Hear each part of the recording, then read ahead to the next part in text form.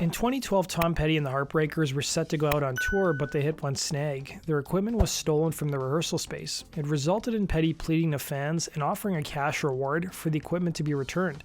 Stay tuned for the full story.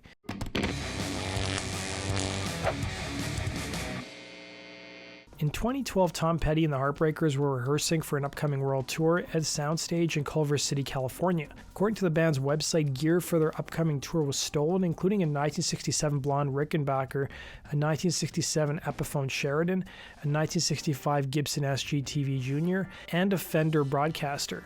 The website would set up an email address should anybody have any information on the stolen items. Even Warner Brothers, Tom Petty's label, would post a tweet that read, "Please help at Tom Petty had 5 guitars stolen from him and is offering $7,500 reward, no questions asked," with Petty tweeting, "Need help finding these guitars," and he would include a link to their Facebook page with the pictures of the guitars. Petty and his camp would get a lot of support online, and the news story caught the attention of other musicians, including Michelle Branch, who posted, "Wow, what a-holes.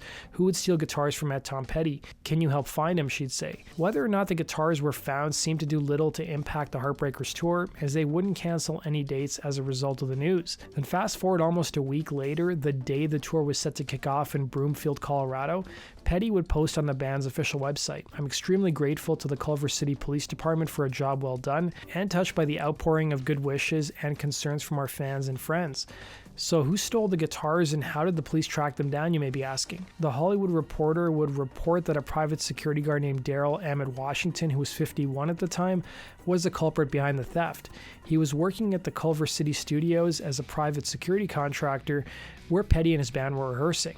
Washington allegedly tried to sell one of Petty's guitars to a pawn shop in Hollywood for $250.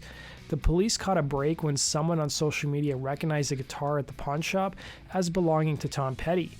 The police were then able to track down the man who sold it to the pawn shop and obtain a search warrant for Washington's home, where they found the other 4 missing guitars. The police who solved the case claimed the guitars collectively were worth around $100,000, but one thing that wasn't clear from the story was whether Petty ended up paying out the $7,500 reward.